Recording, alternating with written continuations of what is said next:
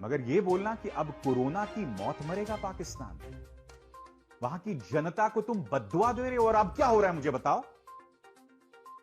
तुम्हारी दी गई ये बद्दुआ जो है मेरे देश की जनता को लग गई अगर मैं तुम्हारे तर्कों का इस्तेमाल करूं। और मैं आपको बताता हूं पाकिस्तान में क्या हो रहा है। ठीक है, अब आप कहेंगे कि जिस पाकिस्तान को आपने बद्दुआ दी थी वहां पर तो खुशी मनाई जा रही होगी। मैं मानता हूं पाकिस्तान में भी ऐसे सिरफिरे हैं, मगर देखिए वहां के ट्विटर पर क्या ट्रेंड हो रहा है आपकी स्क्रीन पर। सबसे पहला trend, Pakistan stands with India, यानी कि पाकिस्तान भारत के साथ खड़ा है। दूसरा, इंडिया नीड्स ऑक्सीजन, भारत को ऑक्सीजन की जरूरत है। तीसरा, पाकिस्तान विद इंडिया। चौथा, we can't breathe, India fights कोविड-19। आज पाकिस्तान के अंदर एक बहुत बड़ी तादाद है जो भारत के साथ खड़ी है, हमारे इस मुश्किल लम्हे के हमारे साथ खड़ी है। दोस्तों, आज एक भारतीय होने के नाते अपनी नजरें शर्म से झुकाने को दिल करता है। आज डर लगता है कि कोई पाकिस्तानी सामने आ जाए तो मैं उससे नजरें कैसे मिलाऊंगा। इसकी वजह मेरा किया हुआ कोई काम नहीं है, इसकी वजह भारत के नागरिकों द्वारा किया गया कोई काम नहीं है। इसकी वजह है वो न्यूज चैनल्स जो इंसानियत की लेवल से गिर के किसी के तलवे चाटने में सारी हदें पार कर गए। शर्म आ रही है जब जी न्यूज का वो एड देख रहा हूं जिसमें लिखा हुआ है कि अब कोरोना की मौत मरेगा पाकिस्तान। ये हमारे न्यूज चैनल्स का एक प्रोग्राम था जब कोरोना आया था और पाकिस्तान में हालात बिगड़ रहे थे।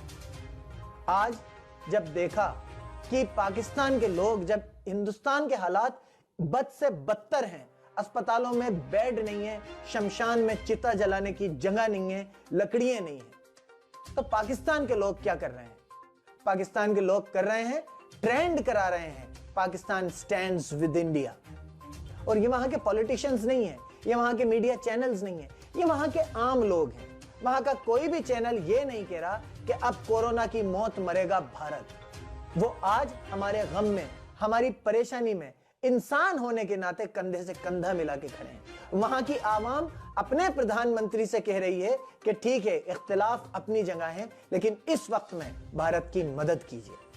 मैं पूछना चाहूंगा कि आज जहां से 80 मीट्रिक टन ऑक्सीजन इंडिया के लिए आ रही है, वो भी एक अब्दुल्ला ही है, वो भी वो पंक्चर वाला ही है जिससे आप यहां नफरत करते हैं, जिससे आपके दिल में कोरोना जिहादी कह के नफरत घोली जा रही थी। लेकिन कसूर उनका नहीं है जो नफरत घोल रहे हैं, कसूर आपका है जो खामोशी से सुन रहे हैं।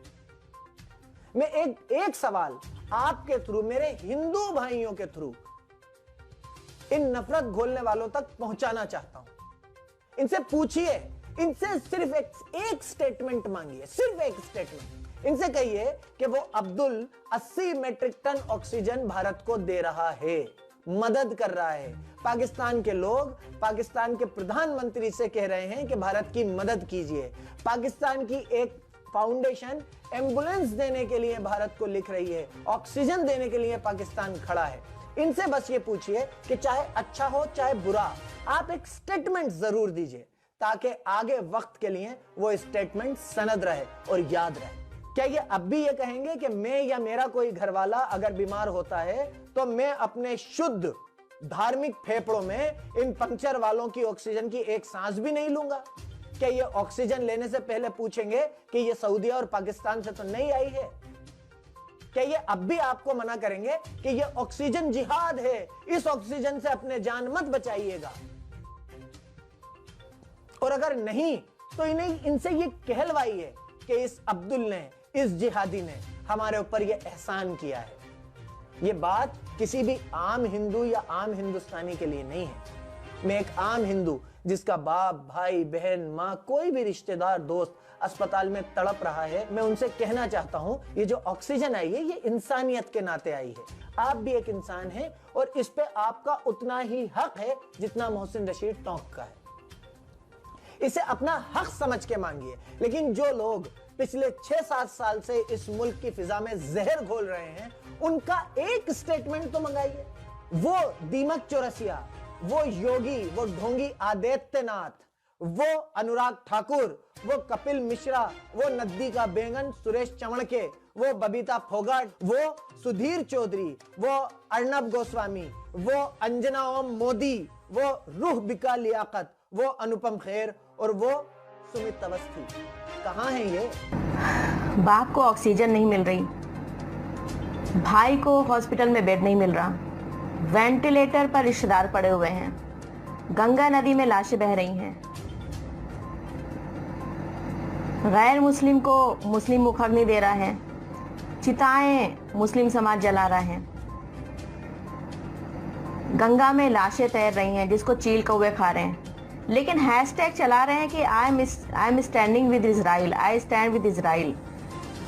मतलब पैलेस्तीन पे हमला हो रहा है लेकिन इजराइल के साथ खड़े रहेंगे, इजराइल का साथ देंगे, क्योंकि वहां पे पैलेस्तीन में तो अब्दुल टाइट हो रहा है ना, पैलेस्तीन में तो अब्दुल टाइट हो रहा है, तो अब्दुल टाइट होना चाहिए, चाहे यहाँ बाप को ऑक्सीजन ना मिले, अब्दुल टाइट होना चाहिए, चाहे घर में खाने को राशन ना हो, अब्दुल टाइट होना चाहिए, चाहे बेड हॉस्पिटल में बेड ना मिले, चाहे फाके करें, राशन नहीं मिलेगा घर में, इतनी महामारी आई हुई है, परेशानी के हालात हैं, लेकिन अब्दुल टाइट होना चाहिए पैलेस्तीन में, इजराइल के साथ खड़े हैं। किस तरह की अंधभक्ति है दोस्तों। अगर वाकई में कोई वफादारी, अगर वफादारी शब्द जिसको बोलते हैं ना, उसको बोलते हैं अंधभक्ति।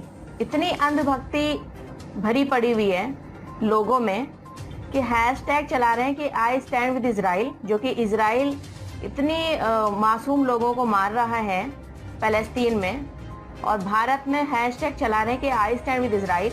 और भारत की खुद की कंडीशन ऐसी है कि सऊदी अरब ऑक्सीजन दे रहा है, ऑक्सीजन इनके बाप की बस की नहीं है, सऊदी अरब ऑक्सीजन दे रहा है, ऑक्सीजन सऊदी अरब का इस्तेमाल करेंगे। इंडिया में बेड नहीं मिल रहा है, ऑक्सीजन नहीं मिल रहा है, बाप ऑक्सीजन से मरा, ऑक्सीजन के बिना मारा जा रहा है, लेकिन बेटा लिख रहा है कि आई स्टैंड विद इजराइल।